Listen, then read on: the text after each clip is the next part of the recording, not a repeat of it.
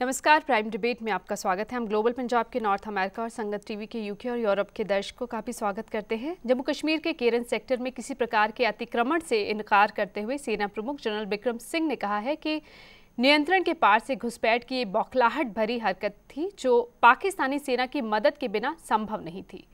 पिछले 2 महीनों में नियंत्रण रेखा के समीप घुसपैठ की करीब 150 कोशिशें हुई हैं, लेकिन केरन सेक्टर में चला ऑपरेशन कारगिल का दर्द ताज़ा कर गया। भारत प्रशासित कश्मीर में पिछले कुछ समय की सबसे लंबी घुसपैठ में से एक के खिलाफ भारतीय सेना का ऑपरेशन खत्म हो गया है। नियंत्रण रेखा पर स्थित केरन सेक्टर के शालाबातू गांव में ये ऑपरेशन 15 दिनों तक चला। घुसपैठ के लिए सेना ने पाकिस्तान को जिम्मेदार ठहराया है। सेना का कहना है कि आतंकवादियों के लिए इतने बड़े पैमाने पर घुसपैठ पाकिस्तान की मदद के बिना मुमकिन नहीं थी। एक अंग्रेजी चैनल को दिए इंटरव्यू में जनरल बिक्रम सिंह ने कहा कि घुसपैठ की आशंका पहले ही थी और इसके सबूत भी काफी वक्त से उनके पास थे और ये घुसपैठ पाकिस्तानी सेना की मदद के बिना नहीं हो सकती। वहीं उत्तरी कमांड के general officer commanding lieutenant Sanjeev Chachra ने भी सवाल उठाया कि नियंत्रण रेखा पर भारतीय सेना पाकिस्तानी सेना के साथ आमने सामने मौजूद है, ऐसे में बगैर पाकिस्तानी सेना की जानकारी की इतना बड़ा समूह कैसे घुस सकता है। We are almost on an eyeball to eyeball. We can see each other. At such a point in time, for a large group of terrorists like this infiltrating, you mean to say it can be without the complicity of the Pakistan army? I mean, this is ridiculous. So therefore, tacit support along the LC is always there. And if you see the quantum of arms and ammunition that we do, most of the arms have got Pakistan markings. Yesterday, you were showed an identity card. You showed a letter. All these are evidences. I mean, we don't have to prove this. This is quite evident when you're on the LC and you can see them, and from the same area that the infiltrators are coming in. सेना के इस अभियान में अब तक 8 आतंकवादी मारे गए और भारी मात्रा में हथियार और गोला बारूद बरामद हुए हैं। ज्यादातर बरामद हथियारों पर उनके पाकिस्तान में बने होने का उल्लेख है। ये पूरा अभियान 9000 से 12000 फीट की ऊंचाई पर बेहद घने जंगलों के बीच चला। आशंका जताई जा रही है कि आगे भी घुसपैठ की कोशिशें हो सकती है, लेकिन सेना का कहना है कि वो इसके लिए पूरी तरह से तैयार हैं। घुसपैठ की कोशिशें आगे भी हो सकती हैं और पाकिस्तानी सेना की मदद के बिना घुसपैठ संभव नहीं है, ये सेना प्रमुख ने कहा। इसी पर चर्चा करेंगे। आज हमारे साथ स्टूडियो में मौजूद हैं रिटायर्ड ब्रिगेडियर प्रदीप शर्मा जी हमारे साथ हैं, रिटायर्ड लेफ्टिनेंट कर्नल JS बात जी भी हमारे साथ हैं, साथ ही वरिष्ठ पत्रकार हरबंस सिंह जी भी हमारे साथ हैं। ये जब पता चल गया है कि पाकिस्तानी सेना की मदद से घुसपैठ हुई है, हाँ, और उसके बाद अब उनका जो आतंकी वहाँ पे थे उनका सफाया भी कर दिया गया, मतलब घुसपैठ में पाकिस्तानी सेना की मदद है, इसे आप किस तरह से देखते हैं? देखिए, पाकिस्तानी की सेना की मदद शुरू से ही होती आ रही है, ये पहली बार नहीं है। और फौज शुरू से कह रही है कि पाकिस्तानी पोस्ट से फायरिंग की जाती है, उनको सपोर्ट दी जाती है, उनको ट्रेनिंग की जाती है, उनके बेसिस उस तरफ हैं, सारा कुछ। अब अगर पाकिस्तान की धरती से किसी टेररिस्ट ने हिंदुस्तान में आना है और हमारी सेना अपने साइड में बॉर्डर पे बैठी हुई है, तो उसको कहीं ना कहीं सुराख तो मिलना चाहिए। वो सुराख और वो सपोर्ट पाकिस्तान की सेना फायरिंग करके और अपनी गैर हरकतें करके इनको देती है। ब्रिगेडियर शर्मा, ये भी बार बार कहा जा रहा था कि जैसे करगिल में एक ज़मीन पर कब्जे की बात थी और अभी लेकिन सेना प्रमुख ने हर बार ये कहा कि नहीं, ये कब्जा नहीं था, ये तो एक घुसपैठ थी। हाँ जी, किस तरह से देखते हैं कि वो करगिल से किस तरह से अलग थी ये घटना? ये घटना कई तरीक़ों से अलग थी। एक तो इनकी तादाद कम थी, दूसरा ये शुरू में ही पकड़े गए, तो इनको आने ही नहीं दिया। आप यूँ समझ लीजिएगा, किसी पोस्ट पे नहीं आए, किसी गांव में नहीं आए, कुछ नहीं आए। बॉर्डर के आर पार ही कार्रवाई जो है, आपने फोटोग्राफ्स देखी होंगी, तारों के अंदर उलझे हुए हैं, वहाँ काबू कर लिया। लास्टली जो ज़मीन जिसमें ये आ रहे थे वो हमारे पोस्टों को उस तरीके से डोमिनेट भी नहीं करती जैसे कारगिल के इंसिडेंट में था। कारगिल में जहाँ ये घुसपैठी इनके आए थे, उधर से पूरी वैली और वो रोड वगैरह जो है वो दबाव में आती थी, तो उससे आर्टिलरी फायर भी ये सपोर्ट मंगवा सकते थे। इंटरडिक्शन जो है हम लोगों की गाड़ियों का और बाकी चीज़ों में दखलंदाजी दे सकते थे। इसमें ये नहीं था। हरबंस सिंह जी, आप इन इलाकों से अच्छे से वाकिफ़ हैं, आपको क्या लगता है, जिस तरह से कह रहे 9 से 12,000 फीट की ऊंचाई पर ये लड़ाई हुई है, 30 से 40 आतंकी घुसपैठ करते हैं, ये भी कहा है चाचरा जी ने कि हमें पता था कि घुसपैठ हो रही है और हम उसके लिए तैयार थे, लेकिन फिर भी 15 दिन लग गए। एक नागरिक के रूप में ये चिंता का विषय है। 30-40 घुसपैठिए हमारी सीमा के अंदर आ गए। संभवतः वह कोई 15 या 20 दिन पहले आ गए, 15 या 20 दिन बाद आए होते तो वो वहाँ पर गुजरों ने जो ढोक खाली किए होते हैं सर्दी के दिनों में, शायद उन पर वो कब्जा जमा के बैठ चुके होते। और संभवतः अगर वह होता तो कारगिल जो है दोबारा घट सकता था। इस वर्ष नहीं घटना था, सर्दियां खत्म होने के पश्चात जो है ना, तब वो कारगिल घटना था, क्योंकि तब तक जो है उन्होंने अच्छी तरह से घुसपैठ और अपने अड्डे जो है वहाँ जमा चुके होने थे। इसका आइडिया तो उन्हें भी होता होगा। बिल्कुल होगा, और ये इसका आइडिया हमें भी होना चाहिए। हाँ, तो मुझे चिंता की बात इसीलिए लग रही है कि ये जो है इकलौती घटना नहीं थी। पुंछ में पहले घट चुका है जी। अभी तक हमें ये पता नहीं कि जो 5 हमारे जवान मारे गए थे वो गश्त करते हुए कैसे मारे गए। सार्वजनिक रूप से किसी को नहीं बताया गया कि वो सो गए थे या जो है किस तरीके से बिना किसी आवाज़ के वो मर गए, ऐसा क्यों हुआ हम नहीं जानते। सांबा में हुआ वो और भी अधिक चिंता की बात थी। 2 घंटे तक जो है वो चलते रहे, यानी सब के सब जो है हमारे जो सीमा पर जो तैनात लोग थे वो खुफिया पुलिस वह, और उसके बाद जो पुलिस जिन्होंने सामना किया वो भी जो है जैसे लकवा मार गया होता है, वो किसी को जो है इतला तक नहीं कर सके कि इस प्रकार के लोग जो है यहाँ आए हैं और हाईवे पे पहुँच गए हैं। हाँ। ये सब चिंता की बातें हैं। और कहीं ना कहीं जो है इसमें खोट है हमारी सोच में, संभवतः हमारी नीयत में भी, और इस पर बड़ा पर जिस तरह से अब ये जो अभियान को आप सफल मानेंगे? मैं इसे सफल नहीं मानूंगा। उसका कारण ये है कि अगर हमें ये बताया जा रहा था इतने दिनों से कि 30-40 लोग अंदर आए हैं हमारे, पहले दिन भी हमें ये बताया गया कि उनको खदेड़ दिया जाएगा। प्रश्न ये है कि जब 30-40 अंदर आ गए हैं, आपको पता है कि 30-40 अंदर आ गए हैं, तो उन्हें खदेड़ क्यों दिया जाएगा?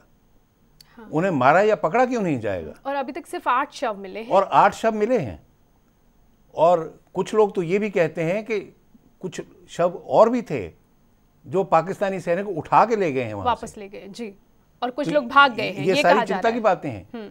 और यह चिंता की बात आज से नहीं है, ये कारगिल जब हुआ था तब से ये चिंता जो है हमें सतानी चाहिए थी, लेकिन हमें सता नहीं रही।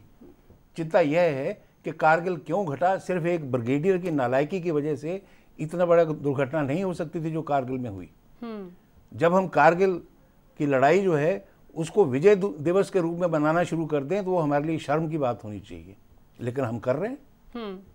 और ये चिंता की बातें हैं। इसीलिए जो है एक के बाद एक सिलसिलेवार तरीके से जो है उनका हौसला बढ़ता जा रहा है। हाँ। और नई नई घटनाएं जो है नए नए स्वरूप में वो हमारे यहाँ घट रही हैं। कर्नल, बात आप किस तरह से लेते हैं कि आपको भी लगता है कि जो घुसपैठ की अलग अलग कोशिशें हुई, सांबा की बात कर रहे हैं हरबंस सिंह जी, हमने देखा भी है उससे अब जो केरन सेक्टर में हुआ, ऐसा है कि घुसपैठ टुकड़े टुकड़े में नहीं किया जाता है, उसके लिए एक बड़ा विचार बनाया जाता है, और उस विचार के नीचे कई जगह कार्रवाई होती है जो कि दुश्मन यानी कि इस टाइम पर हमारा जो ध्यान है वो बढ़ जाए। और ये जो आर्मी है वो समझती है जी कि जी कारगिल और इसमें बहुत फर्क था, और एक ही सांस में दोनों की बात करना शायद सही नहीं होगा। जो कार्रवाई हुई वो अलग है, जो मकसद है उसका अलग है, जिस तरीके से उसको हम संभालते हैं वो अलग है। मकसद कैसे अलग है? वो था कि एक कब्जा करने वाली बात थी। सही बात है। यहाँ कब्जा करने वाली आपको लगता बात नहीं थी? बिल्कुल नहीं थी। घुसपैठ का मकसद होता है हमेशा अंदर जाके नुकसान पहुंचाना जी, और यही इन्होंने करना था, लेकिन ये बॉर्डर के ऊपर ही पकड़े गए और वहीं पर रोके गए। और पर ये कोई पहली घुसपैठ की कोशिशें तो हम आम सुनते रहते हैं कि इधर से घुसपैठ की कोशिश हुई, उधर से हुई, अब सर्दियां हैं, ज़्यादा बढ़ेगी, उन्होंने ये आशंका जताई है। ये तो है ही जी। अभी सवाल ये है कि क्या हम ज़्यादा ताकत लगा के इसको ज़्यादा अच्छी तरीके से नहीं संभाल सकते? हाँ, निपट सकते हैं या नहीं? निपट सकते हैं। अब फौज की इसमें क्या उनकी रुकावट है या उनकी ऐसी कोई मजबूरी है कि वो अपनी पूरी ताकत इस्तेमाल नहीं कर सकते? पहली बात। दूसरी बात, वो इलाका ऐसा है कि जब तक किसी ने जाके वो इलाका देखा नहीं है, समझने में मुश्किल होती है कि जी जहाँ आपको 500 गज चढ़ने के लिए 5 घंटे लग जाए तो वहाँ पर 15 दिन क्यों लगते? और इसी तरीके से शव कैसे नहीं सारे बरामद हो सकते? और पाकिस्तान की तरफ से वो आसान है, हमारी तरफ से मुश्किल है। ये सब चीज़ें जानने के बाद ही हम समझ सकते हैं कि वहाँ पर क्या हुआ। नहीं तो हम यही समझेंगे कि जी क्या हो रहा है, पता नहीं, ठीक नहीं हो रहा है। एक जो डर है, हरबंस सिंह जी ने कहा कि एक नागरिक के तौर पर हमें तो डर है कि ये जिस तरह से ये लगातार कोशिशें हो रही हैं घुसपैठ की, उससे एक आम नागरिक डरा हुआ है। ब्रिगेडियर शर्मा, 2-3 छोटे-छोटे पॉइंट्स मैं रेज करना चाहता हूँ। जी। एक तो घुसपैठ अलग अलग जगह से कोशिश की जाती है कि अगर एक जगह नाकामयाब हो जाए तो दूसरी जगह से कामयाब हो सके। जितना वो आपका अटेंशन और रिसोर्सेज डिवोट कर देते हैं, कहीं ना कहीं उनको सफल होने की संभावना नज़र आती है। सो कोशिश ये थी 5-6 जगह से कोशिश करो, कहीं ना कहीं कामयाबी मिल जाएगी। सांबा में भी करो, इधर भी करो, ताकि थोड़ा सा टेंशन इधर उधर डाइवर्ट हो जाए। एक ना एक टोली अंदर चले जाएगी और अंदर जाने के बाद में फिर जो भी दहशत फैलानी है, बॉम्ब ब्लास्ट करना है, फायरिंग करनी है, कुछ भी करना है वो करें। सो मकसद इनका ये था। दूसरी चीज़ मैं ये बताना चाहूँगा कि जो 15 दिनों का सवाल है, मेरी सोच के अनुसार कोई भी आतंकी के बारे जब हमारे को ठोस खबर मिल जाती है कि फ़लाने मकान में है, फ़लानी जगह है, हमारे को जल्दबाजी करनी नहीं चाहिए। घबराहट उसको होती है, उसके पास हथियार कम है, गोला बारूद कम है, खाना पानी कम है, हमारी धरती पर है। हाँ। हमारे पास किस चीज़ की कमी है? हमारी कोशिश होनी चाहिए उसको पूरा घेर के सुराख ना मिले भागने के लिए जी, ताकि वो अपने से वहां पर ये जो हुआ है केरन सेक्टर, इसमें ये भी कहा गया है कि कुछ भाग गए हैं, वापस भाग गए होंगे, लेकिन अंदर नहीं आ पाए। जो मैं कहने की कोशिश कर रहा हूं कि हमारी सेना तो अपने अपने इलाके में ठोस बैठी हुई थी, फायरिंग चल रही थी, उन पर दबाव भी हो रहा था, तभी उनकी कैजुअल्टीज हुई जी, और तभी वो वापस भी भाग गए। होता क्या है, अक्सर गर्म खून के साथ यंग ऑफिसर्स और जवान जो हैं वो इनके नज़दीक से नज़दीक पहुंच करके और फायर फाइट में एंगेज करते हैं, क्योंकि इन्होंने आड़ ली होती है मकान के अंदर या पत्थर के या गुफा के अंदर, हमारे हरकत करके नज़दीक जा रहे होते हैं तो फायरिंग में वो शहीद हो जाते हैं। अगर हम उल्टी कार्रवाई करें, इनसे हरकत करवाएं, तो हम इनको एक एक को चुन करके टिक के मारें। हरबंस सिंह जी, एक सवाल ये भी है कि जिस वक्त केरन सेक्टर में ये सब कुछ चल रहा था, उधर हमारे पाकिस्तान के प्रधानमंत्री और हमारे प्रधानमंत्री अमेरिका में मिले भी हैं। क्या राजनीतिक इच्छा शक्ति की कमी दिखती है? हमेशा भारत पाकिस्तान रिश्ते की बात होती है, शांति वार्ता की बात होती है, लेकिन जब सेना प्रमुख साफ ये कह रहे हैं कि हमारे पास सबूत है कि पाकिस्तानी सेना का इसमें हाथ है, फिर भी क्यों नहीं इस तरह से कार्रवाई की जाती है? क्या सरकारी कार्रवाई आपको लगता है कुछ ढीलापन है उसमें? मैं ये नहीं समझता, इससे सहमत भी नहीं हूँ। उसका कारण ये कि जब घाटी में कोई मुठभेड़ होती है तब सेना को दिल्ली में किसी से अनुमति लेने की आवश्यकता नहीं होती। बिना किसी से अनुमति लिए वो अपनी कार्रवाई कर सकते हैं। सीमा पर जब गोलीबारी होती है तो उस गोलीबारी के बाद क्या करना चाहिए, इसके लिए भी दिल्ली में बैठे किसी आदमी से जो है पूछने की ज़रूरत नहीं है। रह गई बात नवाज़ शरीफ और प्रधानमंत्री डॉक्टर मनमोहन सिंह की, तो वो मैं समझता हूँ कि राजनीतिक स्तर पर कभी कभी हम धैर्य भी खोते हैं, लेकिन वास्तविकता ये है कि एक ना एक दिन हम यह सोचते हैं कि यह संभव होगा कि जब पाकिस्तान में पार्लियामेंट्री डेमोक्रेसी को मजबूत किया जा सके तो फिर जो है सेना वहाँ की जो है और ISI वह भी काबू में आ जाएंगे। इसलिए कहीं ना कहीं पहल करके हमें जो है अपने हाथ खींचने पड़ते हैं। यानी कि राजनीतिक स्तर पर वहाँ का जो माहौल है उस वजह से बात नहीं हो पाती है। वो हम कर सकते हैं, लेकिन हमें जो है उनका समर्थन कई बार जो है ये जानते हुए भी कि ये शायद जो है इसका नाजायज़ फ़ायदा उठाएंगे, फिर भी समर्थन करना पड़ता है, बातचीत करनी पड़ती है। हालांकि भावनाएं जो भड़की होती हैं, लोग नहीं चाहते कि पाकिस्तान में किसी के साथ बातचीत की जाए जी। लेकिन जो चुने हुए नुमाइंदे हैं उनसे संवाद बंद नहीं किया जा सकता। हाँ, पड़ोसी देश है हमारा, पड़ोसी देश है। आखिरकार जो है इन्हें वो समस्या जो है, जो भी आतंकवाद फैल रहा है, जो हमारे यहाँ भी पहुँच रहा है, वो आग जो है वो तो पाकिस्तान में सुलग रही है। बिल्कुल। हम तक पहुँचने से पहले वह अपने आप को जलाएगी और जला रही भी रही है, जला रही है वो हर रोज। तो उस बात को मद्देनजर रख के जो है हमें कई बार जो है ना ये सोचना पड़ता है कि अगर हमारे थोड़े से समर्थन से, थोड़ा चुप रहने से अगर पाकिस्तान के चुने हुए नुमाइंदे जो है अपनी समस्या का हल कर सकते हैं तो वह प्रयास भी करके देख लेना चाहिए। वही कोशिशें चल रही हैं। ब्रिगेडियर शर्मा, पाकिस्तान के साथ बातचीत और अमन चैन करने में जो सबसे बड़ी अड़चन है वो ये है कि आप किससे बात करो। कंट्रोल सेना का है, आईएसआई का है जी। सरकार डेमोक्रेटिक प्रोसेस से इलेक्ट की गई है। मेरी ये सोच है कि नवाज शरीफ आ तो गया पावर पे, सीट पे बैठ गया है, लेकिन जो उनकी सेना और आईएसआई है वो इसको वहाँ पर स्टेबल नहीं होने देगी। सो एक तरफ ये बातचीत करने लगे हुए हैं, दूसरी तरफ वो इसकी कुर्सी को हिलाने लगे हुए हैं ऐसी हरकत करके। यानी कि जो चुनी हुई सत्ता है उसकी चल नहीं रही, उसकी चलने देंगे नहीं ये। सो ऐसे माहौल में हिंदुस्तान क्या करे?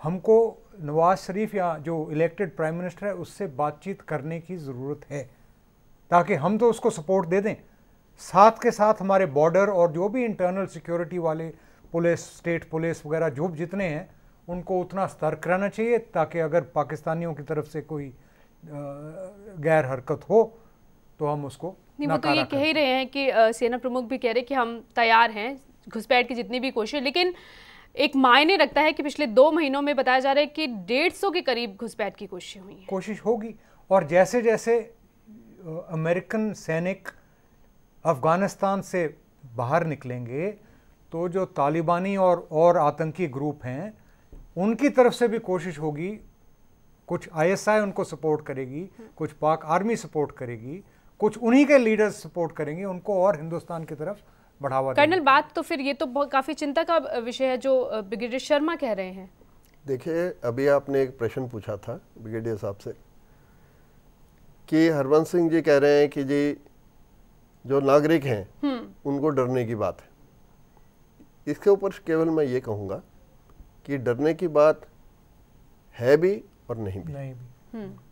है इसलिए क्योंकि आज की बात नहीं है, 1947 से आज तक हम देख रहे हैं कि जो भी सरकारें हुई हैं, जो भी हमने देश की नीतियां बनाई हैं, उसका रिजल्ट, उसका परिणाम ये हुआ है कि हमारी ये हालत है जो कि आज हो रहा। जहाँ तक सेना का संबंध है, सेना ने मुश्किल से मुश्किल हालात में अच्छे से अच्छा काम किया और इसमें कोई शक हो ही नहीं सकता। यानी जहां हम कमजोर दिख रहे हैं वो सरकारी नीतियों की वजह से, सरकारी नीतियां सेना के हाथ बांध देती। सरकारी नीतियां सेना की जो उपलब्धि है उनको घटा के खत्म कर देती।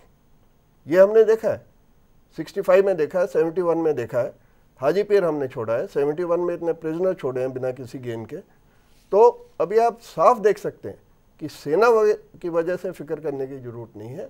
सरकारी नीतियां अगर बदली नहीं होंगी तो जरूर चिंता का विषय। मैं आपका ध्यान चाइना बॉर्डर की तरफ ले जाता हूं। जब 86-87 में सोंगडोरोंग चू पर चीनी फौज जो है उन्होंने घुसपैठ की तो हमारा जो है वो फॉरवर्ड डिप्लॉयमेंट हो गया, जिसमें हमारी फोर्सेस जो हैं सेना की वो बॉर्डर के ऊपर बिल्कुल तैनात हो गई। सब हथियार, एमुनिशन वगैरह सारा कुछ तैयार था। उस वक़्त राजीव गांधी वहाँ पर दौरे पर आए तो जो जनरल ऑफिसर कमांडिंग था उसने बताया कि जी हम तो तैयार हैं, इनको खदेड़ के वापस भेज देंगे जी। तो राजीव गांधी की ऑब्जर्वेशन क्या थी कि general, to go to war is a political decision, काम खत्म। सो अब एलसी के ऊपर हम गोली फायर कर रहे हैं, लेकिन किस लेवल तक उसको हम रेज कर सकते हैं वो तो हमारे धोती वाले डिसाइड करते हैं। हरबंस सिंह जी, आप कह रहे थे कि सेना स्वतंत्र है, यहाँ पूर्व सैनिक हैं, वो ये कह रहे हैं कि नहीं, किस लेवल तक लेके जाना ये तो राजनीतिक इच्छा शक्ति पर निर्भर करता है। मैं इस बात से मुतफिक नहीं हूँ, लेकिन उससे पहले मैं ये स्पष्ट करूँगा कि मैंने ये नहीं कहा कि नागरिक जो है डरे हुए हैं, मैंने कहा नागरिक चिंतित हैं। हाँ, डर है, हम चिंतित हैं जी। लेकिन जहाँ तक बात ये है कि सेना को अधिकार है या नहीं है, मेरा प्रश्न ये है कि जब घाटी में गोली चलाई जाती है तब जो है किससे जो है अनुमति ली जाती है? तो मैं इसका जवाब देना चाहूँगा जी, क्योंकि वक्त खत्म हो रहा है। घाटी में गोली चलाई जाती है स्मॉल आर्म्स की, राइफल, LMG, इस तरीके की, जिसकी सेना को छूट है। जो LC के आर पार जो गोलाबारी होती है, इसके अंदर अगर आपने एस्केलेट करना होता है, आप, हमारे को अनुमति नहीं है उसकी। लेकिन LOC पर भी जब जो है गोली आपके ऊपर चलेगी तो आप गोली चलाएंगे? गोली हम चलाएंगे, लेकिन उसको किस हद तक हम बढ़ा सकते हैं वो अलग बात है, वो हमारे पास नहीं। गोली तो चलाई जा भी रही है और नहीं, उसी वजह से ये जो 15 दिनों बाद ये जो अभियान है वो खत्म हुआ है। पुंछ वाला मामला था उसमें जो है गोली नहीं चलाई गई, उसमें बिना गोली चलाए 5 आदमी हमारे मरे हैं। वो किस और वो हालात क्यों मरे हैं हमें नहीं पता, वो किस हालात में मरे हैं अभी तक पता होना चाहिए था। सो कई एक चीजें हम में भी सेना चाहती है कि आपको ना पता हो। ये और डेमोक्रेसी में ऐसा नहीं हो सकता कि सेना चाहती है कि हमें नहीं बताया जाएगा, वो नहीं बताएंगे।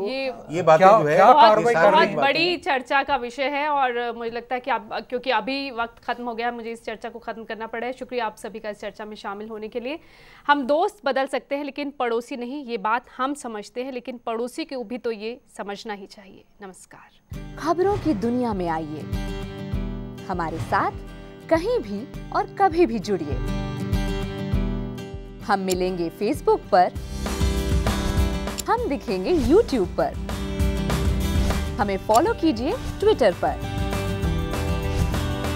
खबरों के साथ बने रहिए रात दिन।